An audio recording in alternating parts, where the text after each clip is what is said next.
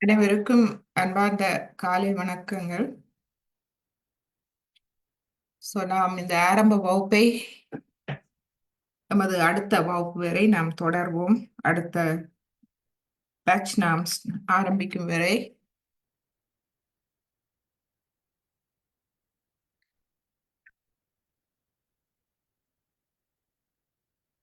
ஆஹ்,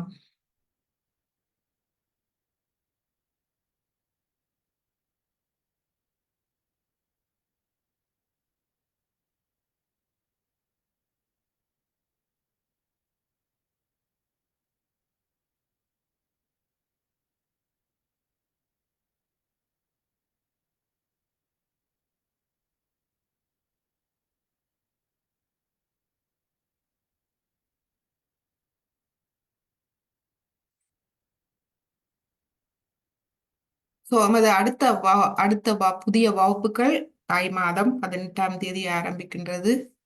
சனி மாலை 7 மணி. அதனைத் தொடர்ந்து வியாழன், அதனைத் தொடர்ந்து செவ்வாய் வியாழன் மாலை 7:30 மணிக்கு நமது ஆரம்ப வகுப்புகள் ஒரு 2-3 மாத காலம் தொடரும். ஆரம்ப வகுப்பு முடித்தவர்கள் எமது இடைநிலை வகுப்புகளில் இணைந்து கொள்ளலாம். நாம் வெள்ளி ஞாயிறு தொடர்ந்து எமது தியான வகுப்புகள் நடைபெறுகின்றது. மேலும் மேலும் தியானத்தை முன்னேற விரும்புபவர்கள் அதில் இணைந்து கொள்ளலாம். காலை தியானமும் நாம் செய்கின்றோம். செவ்வாய் வியாழன் காலை தியானமும் இருக்கின்றது 4:30 மணிக்கு. அது தொடர் விளக்கங்கள்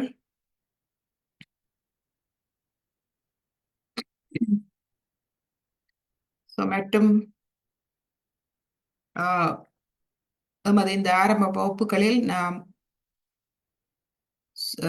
சுத்திகரிப்பு முறைகள் பயின்று கொண்டு வருகின்றோம். ஒவ்வொரு பஞ்ச தத்துவங்களும் எவ்வாறு எமது சக்கரங்களை சுத்திகரிக்க உதவுகின்றது என்று சயோகாவை பற்றி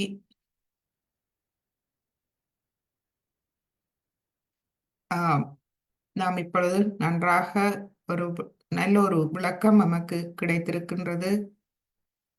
இந்த சயோகா தியானம்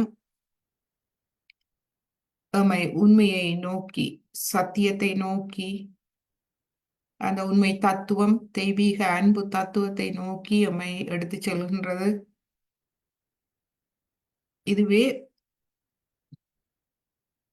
அமைதி ஆனந்தத்துக்கான பாதையாகும். நமது அமைதி ஆனந்தமான வாழ்வுக்கான ஒளியை தருகின்றது. அந்த வாழ்வுக்கான பாதையை எமக்கு ஒளியூட்டி அந்த பாதையை புரிய வைக்கின்றது. நன்றாக நாம் எவ்வாறு எமக்கு ஒரு வெளிச்சத்தை தருகின்றது, ஒரு ஜோதி. சாயோகா நாம் தொடர்ந்து தியானிப்போம். இதில் நாம் எமது தனிப்பட்ட தியானம் மற்றும் கூட்டு தியானம் மூலமாக இதை நாளாந்தம் நாம் ஒரு வித்து முளைத்து ஒரு பெரிய மரமாகி பூத்து காய்களை தந்து பயன் தருவது போல் நாளாந்தம் பயிலும் போது மெதுமெதுவாக இதில் நாம் வளர்ச்சி அடைகின்றோம். எம்மை அறியாமலே இந்த வளர்ச்சி தானாக நடைபெறுகின்றது.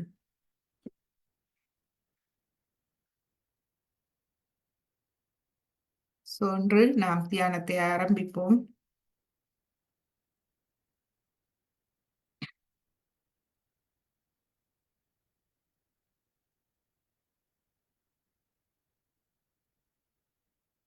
நாம் நமது உடல் மனம் இரண்டையும் அமைதியாக வைத்து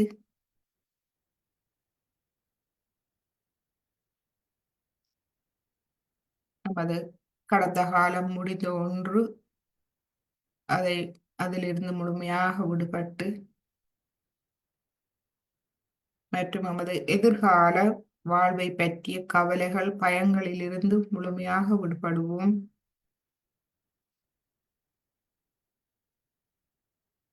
நாம்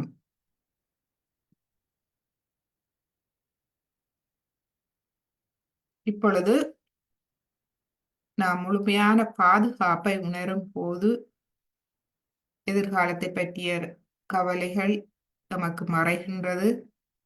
அது அது கவனிக்கப்படுகின்றது என்ற உண்மையை நாம் உணர்ந்த பின்பு எதிர்காலத்தை பற்றிய கவலை நமக்கு இல்லை.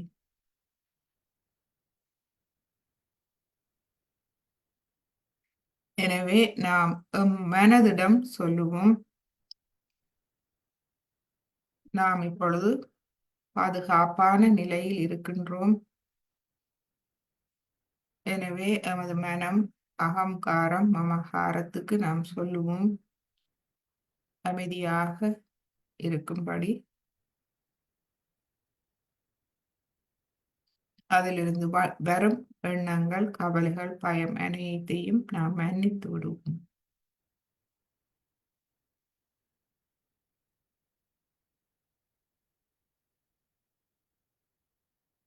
நமக்கு பிரச்சனைகள் இருக்கிறது என்று நமக்கு எண்ணங்களை தந்து எம்மை நிலைகுலைய செய்யும் மனதை மன்னித்து அமைதியடைய செய்வோம்.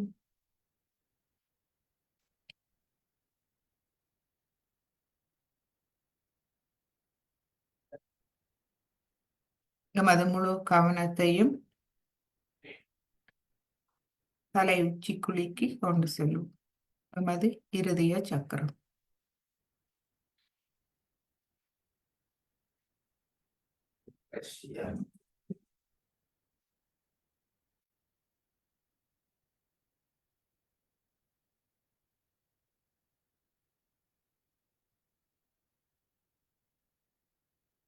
எமது இருதயத்தில் எமது வலது கையை நாம் வைப்போம்.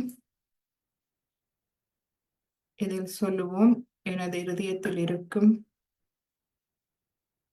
எனது இருதயத்தில் பிரகாசிக்கும் சர்வ வல்லமை பொருந்திய இறை சக்தியின் பிரதிபலிப்பு அந்த ஆத்ம தத்துவம், அன்பு தத்துவத்துக்கு நான் தலை வணங்குகின்றேன்.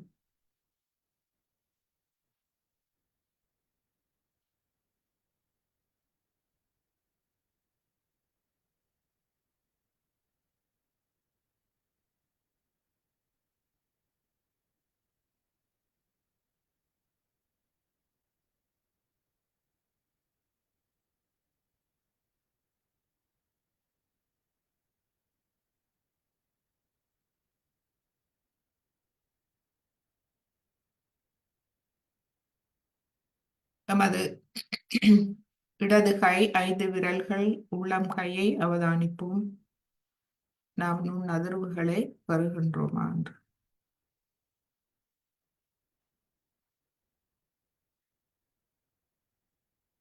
இப்பொழுது நமது வலது கையை பூமியை நோக்கி வைப்போம். வைத்து நாம் பிரார்த்திப்போம், தாயே, எனது இடது நாடியை முழுமையாக தூய்மைப்படுத்தி தாருங்கள். கடந்த காலம் முடிந்த ஒன்று. எனது தவறான வாழ்க்கைகள், பிழையான எண்ணங்கள் அனைத்தையும் மன்னித்து அவற்றின் தாக்கங்களை என்னிடமிருந்து முழுமையாக அகற்றி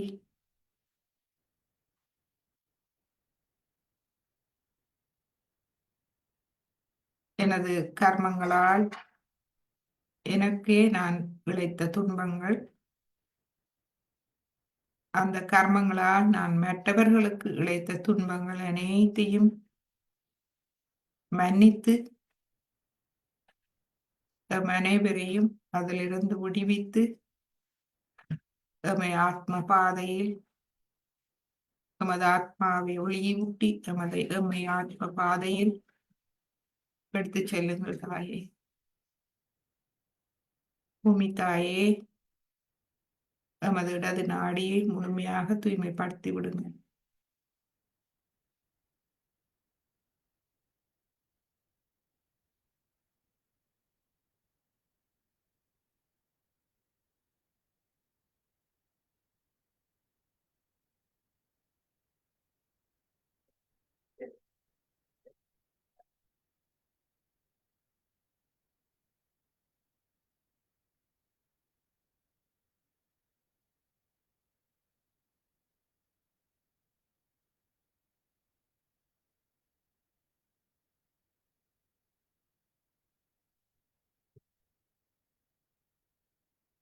இப்பொழுது எமது வலது கையை நாம் தலை உச்சிக்கு மேல் ஒரு 2-3 அங்குலம் உயர்த்தி வைப்போம்.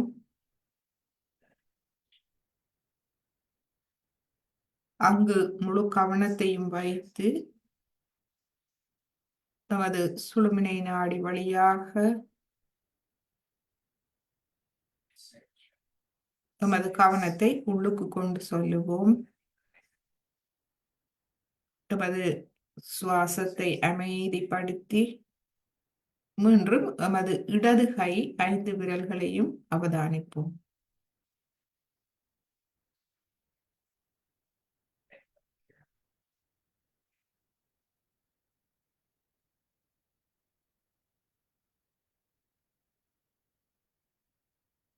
மகிழ்ச்சி எனது மூலாதார சக்கரம் முழுமையாக தூய்மைப்படுத்தி விடுங்க.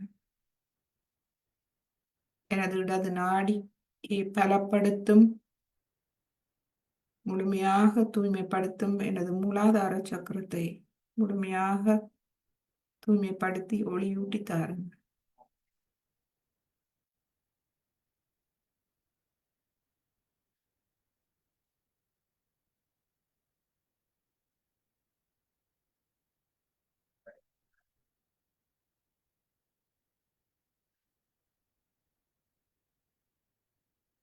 இப்பொழுது நமது வலது கையை மடக்கி கொண்டு வருவோம். இடது கையை பூமி தாயில் வைப்போம்.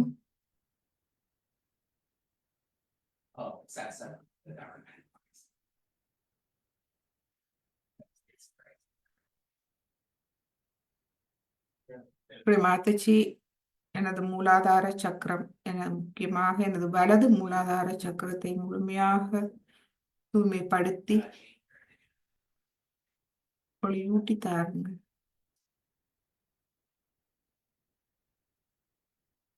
எனக்குள் இருக்கும் தீயவற்றை நான் சாதுரியமாக அவற்றை அகற்றும் திறனையும் எனக்கு வெளியிலிருந்து எனக்கு சவாலாக அமையும் அனைத்து தீய சக்திகளையும் சாதுரியமாக தவிர்க்கும் சக்தியையும் எனக்கு தந்தருளுங்கள். அதற்கான ஞானம், அறிவு, திறமை, சாதுரியம் அனைத்தையும் எனக்கு தந்தருளுங்கள் தாயே. எனது மூலாதாரத்தை முழுமையாக ஒளியூட்டி தாருங்கள்.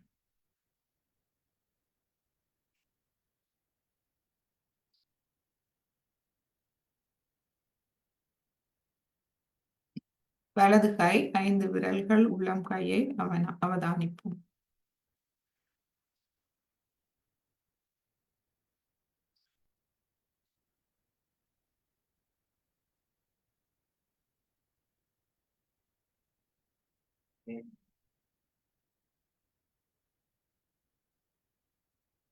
இப்பொழுது நமது இடது கையை வலது சுவாதிஸ்தானத்தில் வைப்போம்.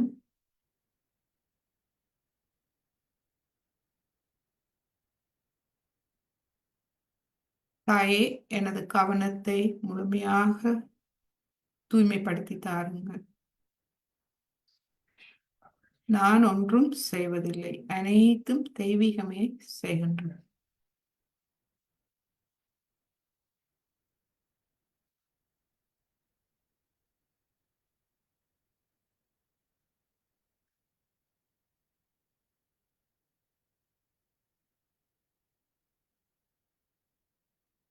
இப்பொழுது எமது இடது கையை எமது கல்லீரலில் வைப்போம்.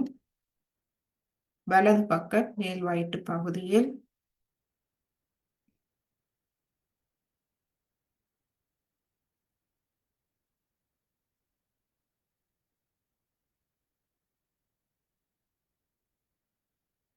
இந்த எமக்குள் இருக்கும் இந்த தெய்வீக சக்தி, தெய்வீகம், அன்பு சக்தி, நாம் சொல்லுவோம், தாயே, நீங்களே எனது கண்ணியமாவீர்கள். You are the royal dignity in me. நீங்களே எனது கண்ணியம் ஆவீர்கள்.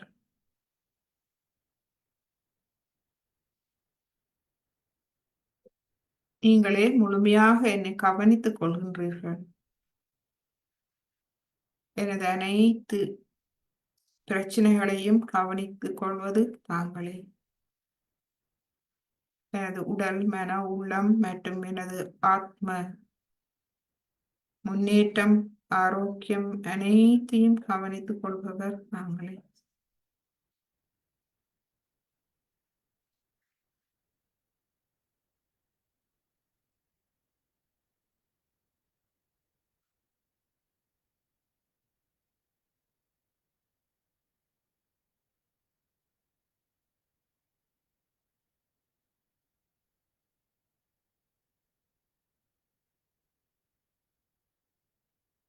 எனது கல்லீரலுக்கு வாருங்கள். எனது கல்லீரலை முழுமையாக தூய்மைப்படுத்தி தாருங்கள்.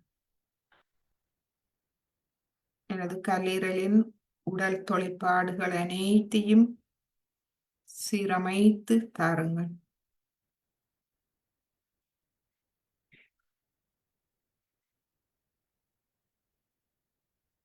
எனது உடல் ஆரோக்கியத்தை முழுமையாக சரி செய்து தாருங்கள்.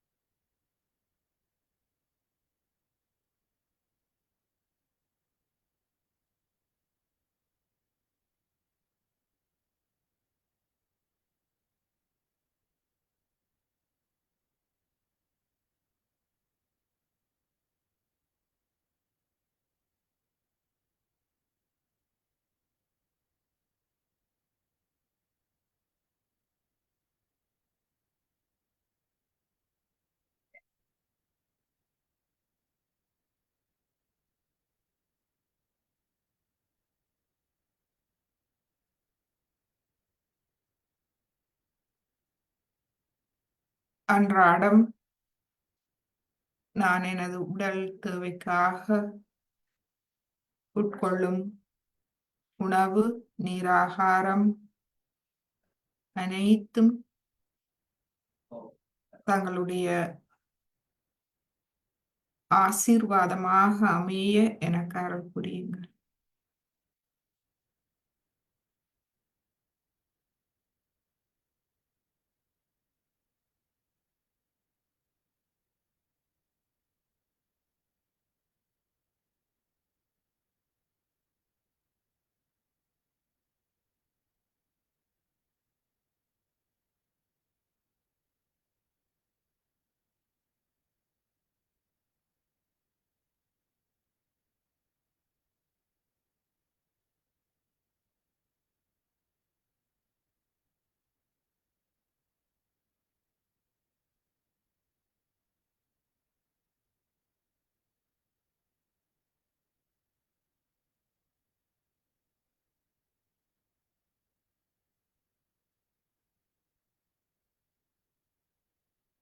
நான் உண்ணும் உணவு, நீராகாரம் மூலமாக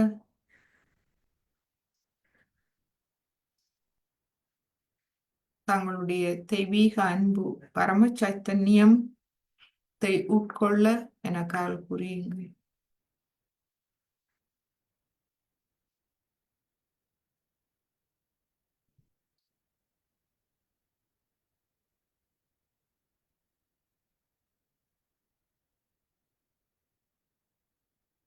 இப்பொழுது நமது இடது கையை ஆகாய தத்துவம் மூலம் வைப்போம்.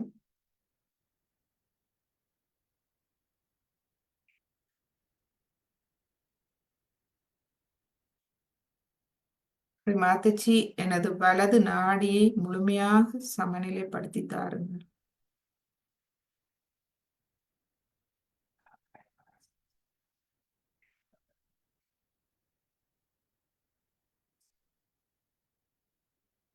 தேவையற்ற கவன சிதறலால்,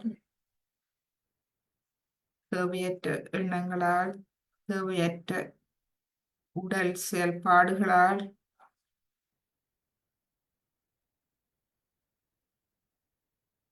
ஏற்பட்ட அனைத்து உபாதைகள் பாதிப்புகளை எனது வலது நாடியிலிருந்து முழுமையாக அகற்றி விடுங்கள்.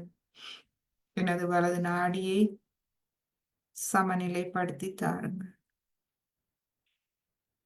எனது உடலில் உருவாக்கப்பட்ட மேலதிக வெப்பங்களை முழுமையாக அகற்றி எனது இடது நாடியை குளிர்மை அடைய செய்யுங்கள்.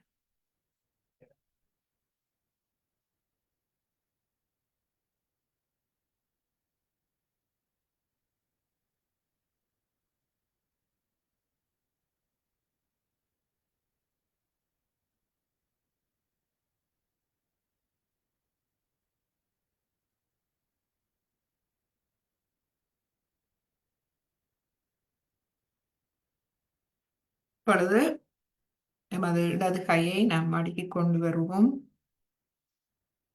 நடுநாடி,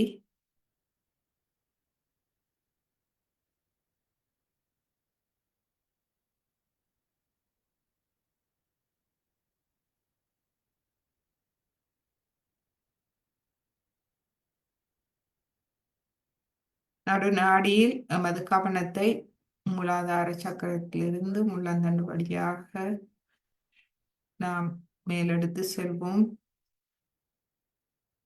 செல்லும் போது குண்டலினி தாயையும் நாம் சஹஸ்ராரத்துக்கு எடுத்து செல்வோம். தாயே, எனது சஹஸ்ராரத்துக்கு வந்தருளுங்கள். எனது ஆத்ம ஞானத்தை, ஆத்ம விழிப்புணர்வை நிலைநாட்டி தாருங்கள்.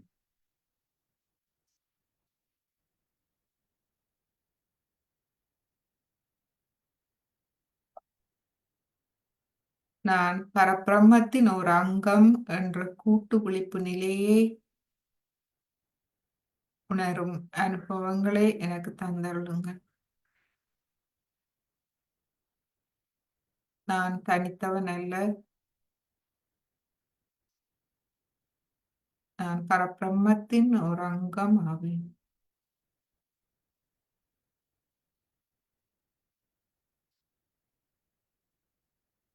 அந்த ஒன்றான நிலையை எனக்கு தந்தருளுங்கள்.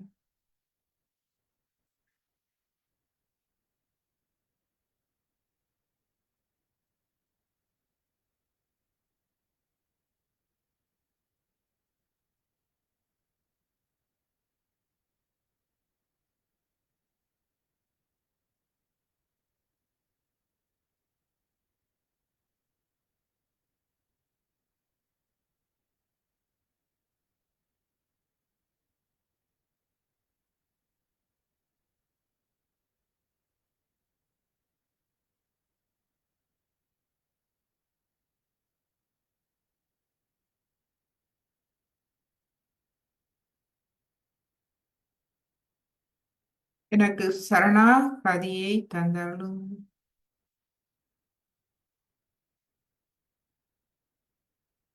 நான் எனது இந்த மமகாரமோ அகங்காரமோ அல்ல.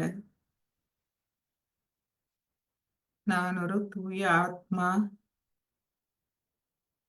பரபிரம்மத்தின் ஒரு அங்கம். அந்த கூட்டு விழிப்பு நிலையை எனக்கு தந்தருளுங்க.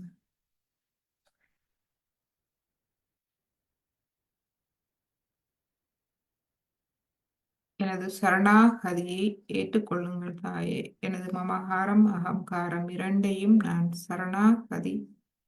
சரணடைக்கின்றேன்.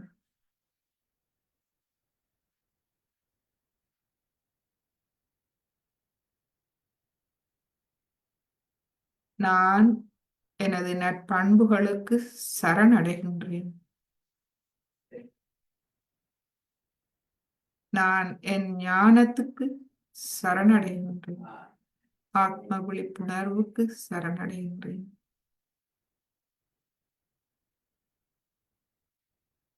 நான் முழுமையாக கூட்டமைப்புக்கு சரணடைகின்றேன். பரம்பொருளுக்கு சரணடைகின்றேன்.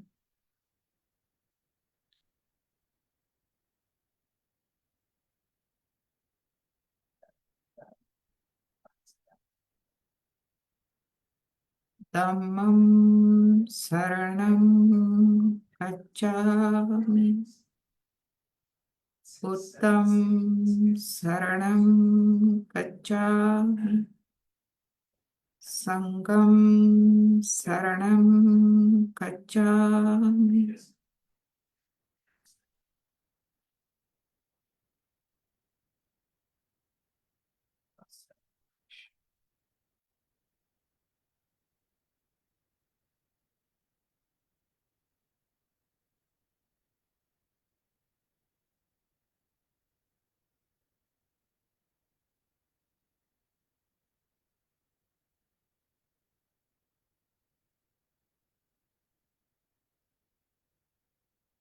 தம்மம் சரணம் கச்சாமி புத்தம் சரணம் கச்சாமி சங்கம் சரணம் கச்சாமி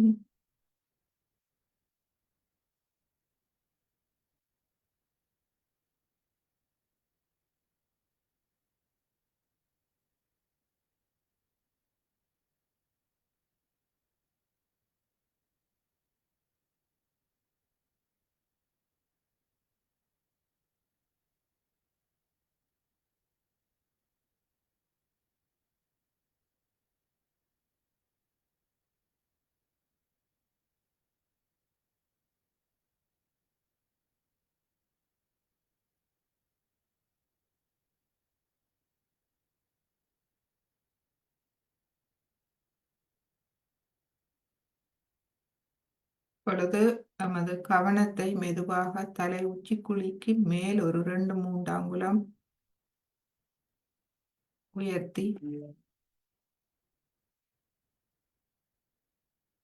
உயர்த்துவோம். மேலும் தலை உச்சிக்கு கீழ் உள்ளுக்குள்ளும் ஒரு அங்குலம் 2 அங்குலம், அது நமது சாஸ்திராரம் குழியாக நமக்குள் இருக்கின்றது. சாஸ்திராரத்துக்கும் தலை உச்சிக்கு மேல் அந்த இடைவெளியில் நமது கவனத்தை நாம் வைப்போம்.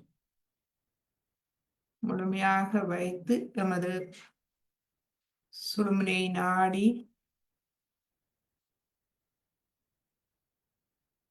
விரிவடைய நாம் விட்டு விடுவோம். சுவாசம் அமைதியாக நடைபெறட்டும். இந்த அமைதி நிலையில் நாம் ஒரு 2 நிமிடம் இருப்போம். எண்ணங்கள் வருமாயின் நாம் மீண்டும் சொல்லுவோம். தம்மம் சரணம் கச்சாமி புத்தம் சரணம் கச்சாமி சங்கம் சரணம் கச்சாமி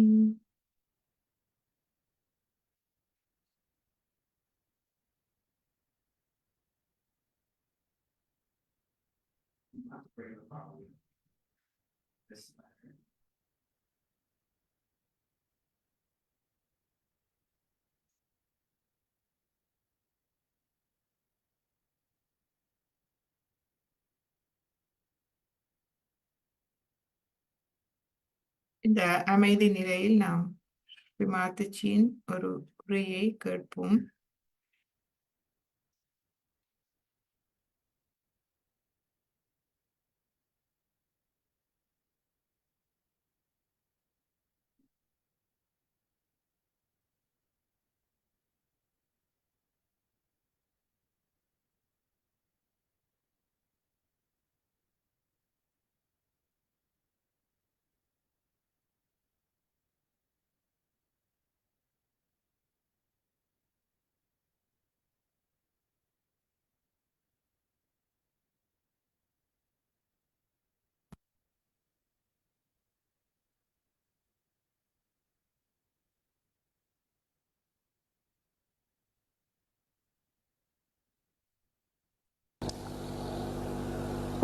I'm talking to them about Shiva's worship, what should happen to you?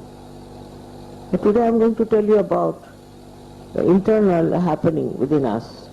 When you get your realization, there are 11 Rudras placed here, 11 of them. They are particles, we can say anshas they call it, of Shiva's powers. And all of them try to take out or to remove all the false ideas we have about life. When the Kundalini rises, they all get enlightened, 11 of them. And say, for example, Buddha had a part of that, Mahavira had a part of that. Now all of them, what they do is to control us for falling into the prey of various things, like we have an ego. So Buddha will look after the ego part. He will see that you get shocked by your ego.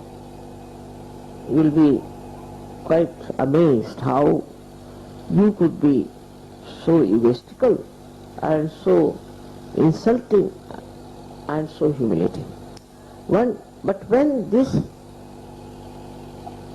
Rudra is not awakened, when there is no light in this Rudra, then what happens? You start justifying yourself. You think whatever you do is correct. Whatever you've done, whatever is said, whatever you have achieved, you think is your right. You've done nothing wrong. For that, this Buddha's Rudra has to be awakened. On the contrary, if you go on pampering your ego, if you go on becoming egoistical, you become absolutely a right-sided personality. Once you are a right-sided personality, you know what all the symptoms there are of such a person. Now for that, if you just watch and introspect and see for yourself what ego has done to you, what wrong ideas you had about yourself. So that's why Muhammad Sahib said, beat yourself with shoes. You didn't know what else to tell. Because this ego business can really burst your head completely, and you may land up into so many difficulties. Ultimately,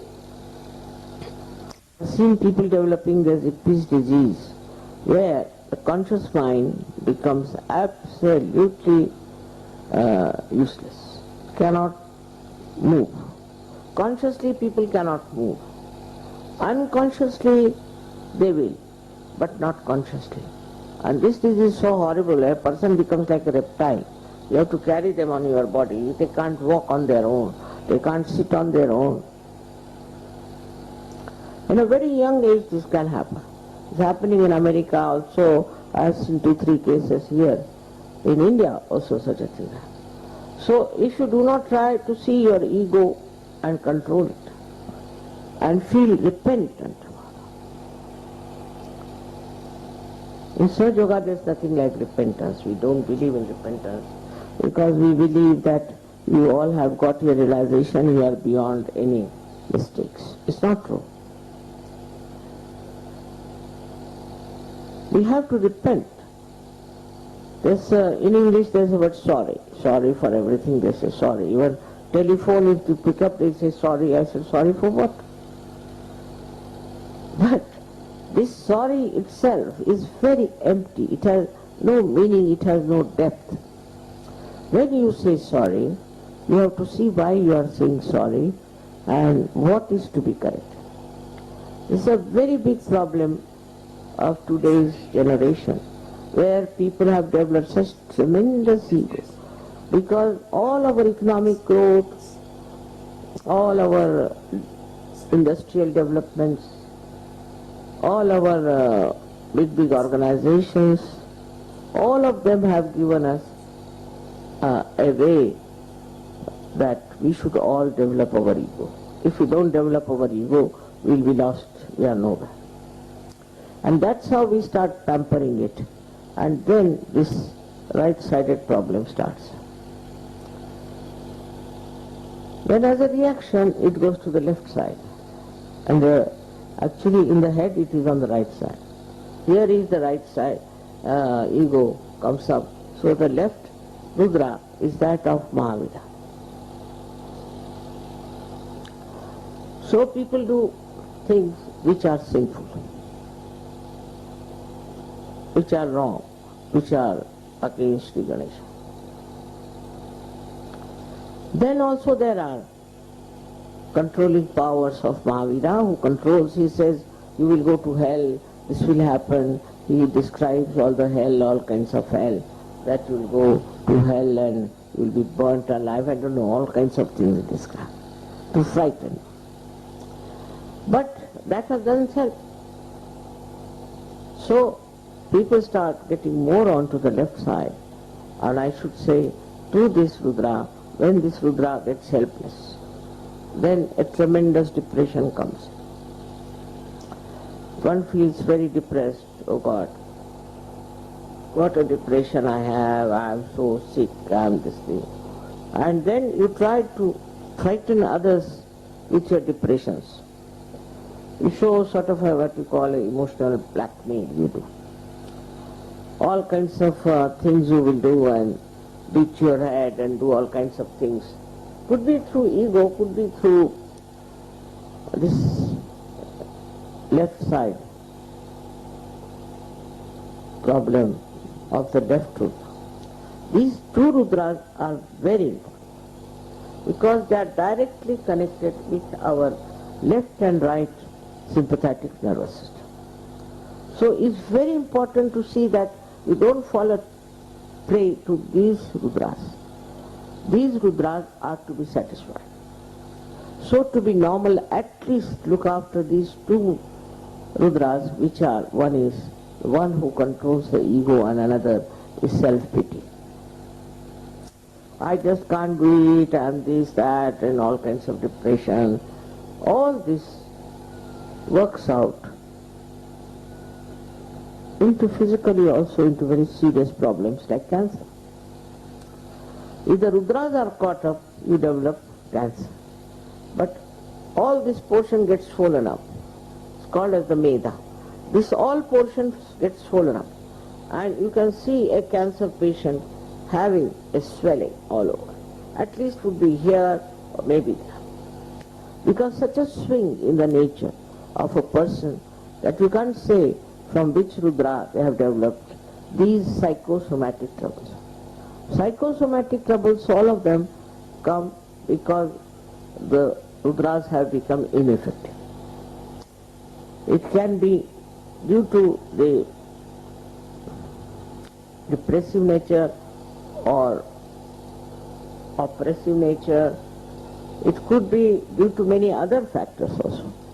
But all these factors are nothing but part and parcel of Shiva's or Sadashiva's powers. He is the one who is full of karuna, full of compassion. He is the ocean of compassion. If you ask him forgiveness, he will forgive. Whatever you do, instead of feeling guilty, if you ask forgiveness, then he forgives. But if you think whatever you have done is good, you never tortured anybody, you have never made anybody suffer, then it knows. Shiva knows everything, isn't it? And because it knows, it starts giving up. So there's a big combination of your willpower to be there and the combination of the blessings of Shiva. When the Shiva blesses you, your willpower also heightens. But you must have full willpower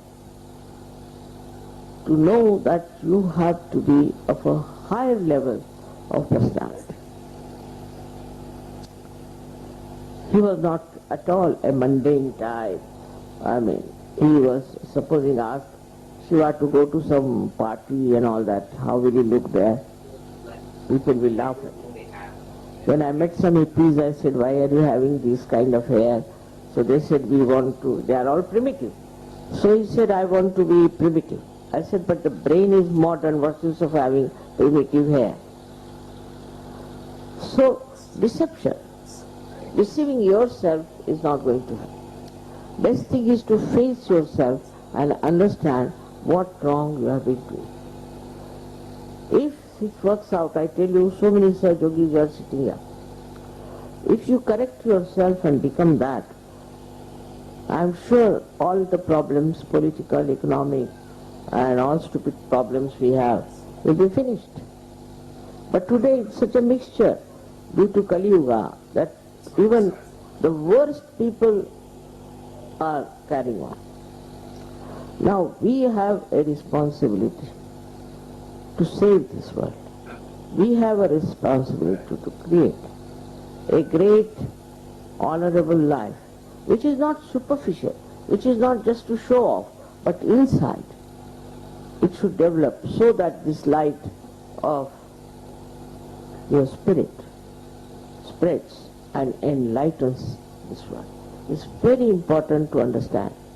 All these troubles and diseases, psychosomatic diseases, and all other problems which are in a collective way we can call of the Kali Yuga, like political, economic, all these problems, only are created by humans. They are not created by the divine force, but divine force tries to neutralize them if there are many Sahaja Yogis who are practicing Sahaja Yoga in the real sense. If that could be done, if that could be achieved, then I think we can do a lot for the betterment of humanity, and that's why we have got realization. It's not only for yourself, it's not only for your family, it's not only for your city or country, but for the whole world. Sahaja Yoga is going to work. Now, if you have to do competition, you must only do competition in your ascent and in nothing else. But people are so superficial that they think by showing off or by becoming something, a big Johnny, they will achieve something of a very great level. Is not so. It has to be a very humble attitude towards yourself also, so that you understand that whatever you are doing is for the betterment of global problems. Absolutely we can solve, because you are the channels of the divine. If I could do it alone, I would have done it, but I can't. So that's why I had to gather you all and to tell you that you become all the channels. But in the meanwhile, you enjoy life. Every second becomes a joy, which is also the gift of Shiva. Shiva is the one who creates this great admiration and great appreciation of every moment, everything that is done. And that is the state we have to achieve by not condemning yourself or not by pampering your ego, but by seeing what you are. That's the main thing one has to see. What problem you have and what is troubling you is yourself. If you could just come to that point of understanding, I'm very, very sure that you will be such an asset to help to make this world look at itself and change. Because superficially you cannot change such deep-rooted problems, and you are being so blessed by Kundalini that you can really become a great torch, I should say, torch on the path of truth, love and joy. May God bless.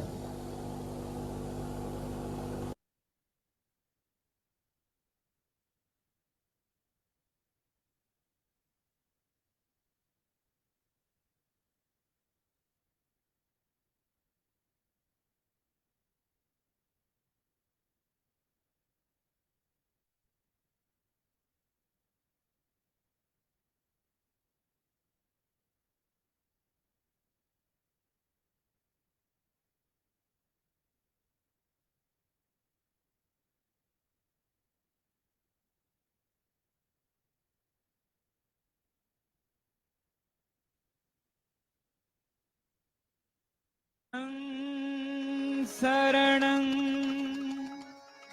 गच्छामि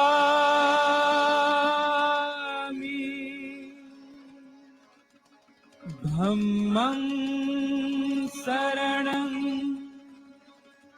गच्छामि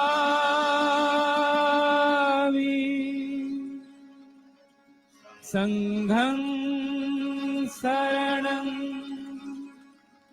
गच्छामि. So, in the name of God, ridiculous things were done, ridiculous things were done. So he just thought, better not talk about God. The first step is self-realization. He was a great Sir Yogi Amar.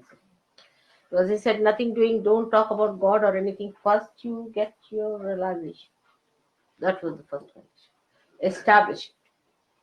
Unless and until you have established your realization, nothing doing. So he just started his own method of propagating Buddha's knowledge, or you can Buddhism, as they call it. Of course, it became Ism later on. So all that he started with the idea that people should first become Buddha. Buddha means realize. Buddha is to know. So Buddha means the person who has known, means the one who is a realizer. So what he says, Buddham Sharanam Gacchami. I surrender. Sharanam means I surrender to the Buddhas, means to all the Sahajogis. You are all Buddhas because you know. When you know, you are the Buddha. When that purity comes, you see, in our temperament, that we do everything without any desire, we have got rid of our ego. The Buddha is awakening in us. And that's what is the importance of Buddha. That he settled down himself in a place which is the most difficult place. That is on the left side of your head, you see. Sometimes I have seen it projects here up to this point, in some people. They get such a terrible pain, pulling it out from there. Can't imagine. So this horrible point, which is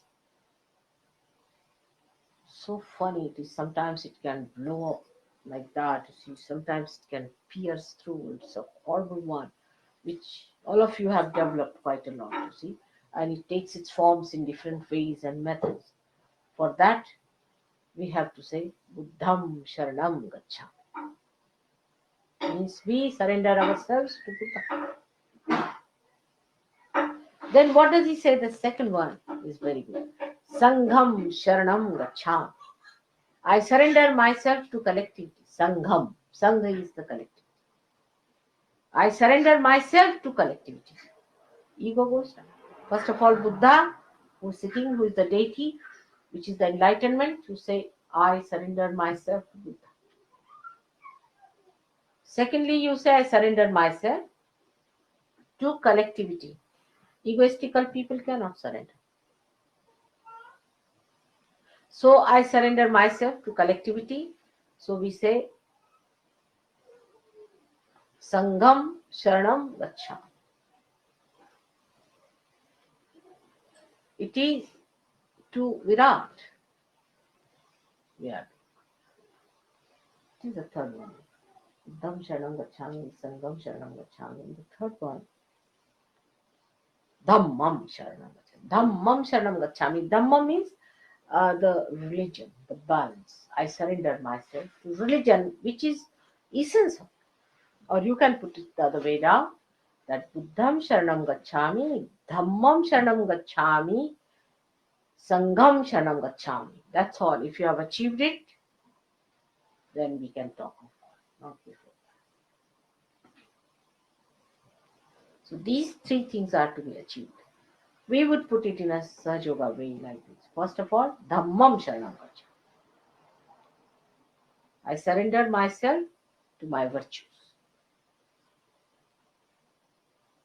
All desires can be surrendered to your virtue. Is it virtuous to do like this? You can. If you are brought up that way, you will just not do it. You will have no desires to do something that is not virtuous and righteous. You will just not do it. So Dhammam Sharanam Gacchami.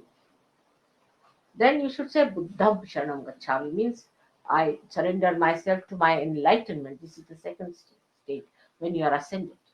Surrender myself to enlightenment. Enlightenment that I've got to my spirit. It's the spirit who is going to guide. No more my physical, mental, emotional, nonsensical temptations. But what is the spirit? And thirdly, Sangham Sharanam Gacchami, to the collective, to the whole, to the Virat. This is the way we have to work it out. So ultimately reach the same point. That let me start it from myself. From myself to others, not from others to myself. It's like treating the tree from outside, not from the roots. But Sahaja Yoga treats you from the roots. First you get your realization, all right? Then you learn how to surrender yourself to your dharma. Then you become collectively conscious. Collectivity is a temperament. It's a sense of enjoyment that you get in the collective living. Unless and until you have that, you are not achieved.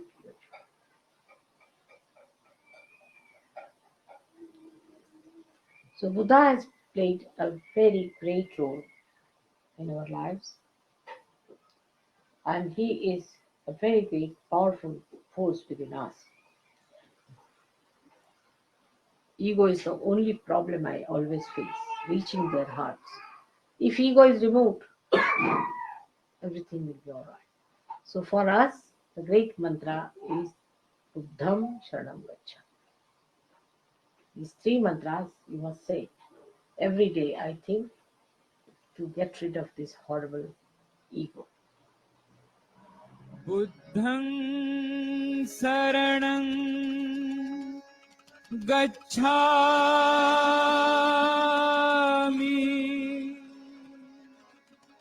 धम्मं शरणं गच्छामि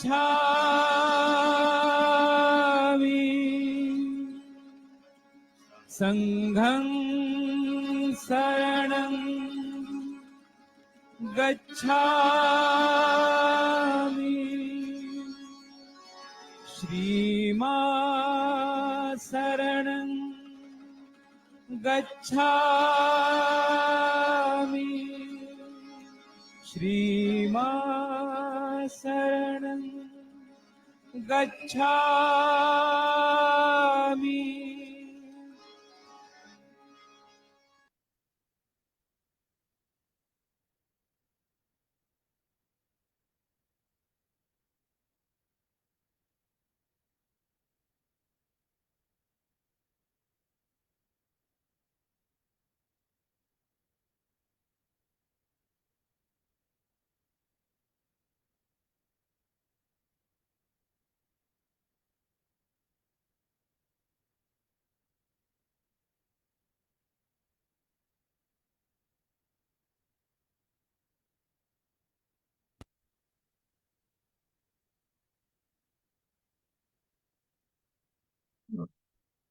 ஸ்ரீ மாதாஜி இந்த உரையில் வழிகாட்டியது போல் நாம் சகஜ வழியில் இந்த 3 மந்திரங்களையும் ஒவ்வொரு நாளும் நாம் நமது அகங்காரத்தை அமைதிப்படுத்த நாம் சொல்லலாம். சகஜ வழியில் நாம் முதலில் எம்மிருந்து ஆரம்பிக்க வேண்டும், பின்பே மற்றவர்கள். முதலில் நாம் சொல்லுவோம் தம்மம் சரணம் கச்சாமி. நான் என் நற்பண்புகளுக்கு சரணடைகின்றேன். வெர்ச்சூஸ் என்றால் தூய்மை, கற்பு, நற்பண்புகள். இரண்டாவது புத்தம் சரணம் கச்சாமி. நான் என் ஆத்ம ஞானத்துக்கு சரணடைகின்றேன். ஆத்மா ஞானம், ஆத்மாவே நம்மை வழிகாட்டும் குருவாகும். அந்த ஞானத்துக்கு எனது ஆத்ம விழிப்புணர்வுக்கு, எனது ஞானத்துக்கு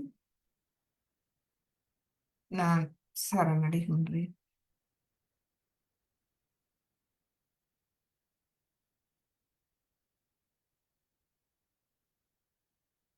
இந்த ஆத்ம ஞானம் என்பது நம்மை தியான நிலைக்கு கொண்டு செல்கின்றது. அதுக்கு நாம் சரணடைகின்றோம். சங்கம் சரணம் கச்சாமி.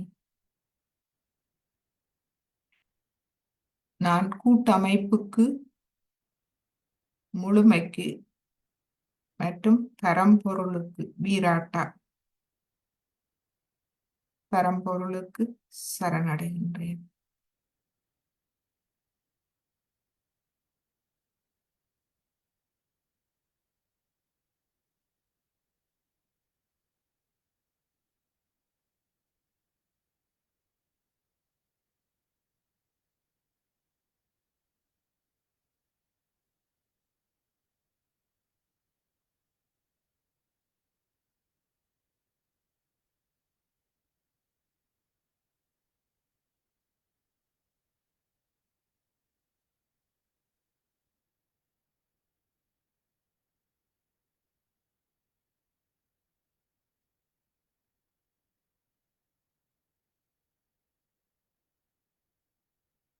மகிழ்ச்சி.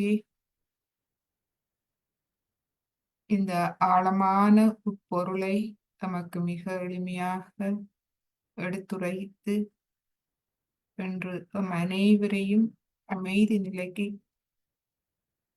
கொண்டு சென்றதற்கு நமது இதயபூர்வமான கோடான கோடி நன்றிகள் தாயே.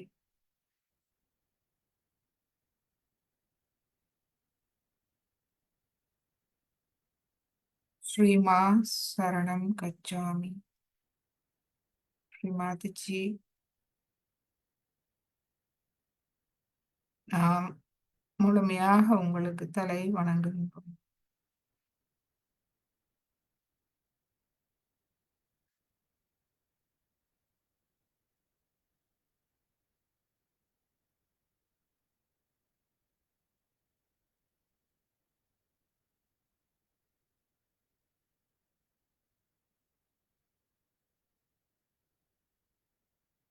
இப்பொழுது குண்டலினி எண்ணெயை எழுப்பி கவசம் இட்டுக் கொள்வோம். முதலாவது தடவை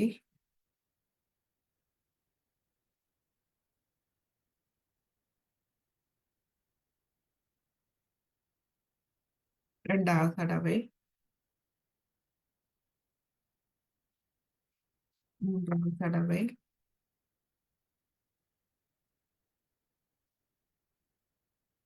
கவசம் மூலாதாரம், சுவாதிஷ்டானம், நாபி, பவசாகரம், இருதயம், விஷுதி, ஆக்யா, சஹஸ்ரம்.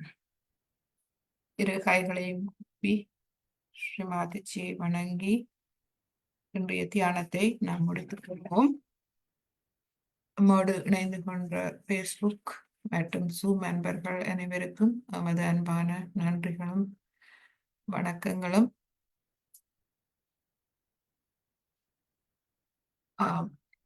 இப்பொழுது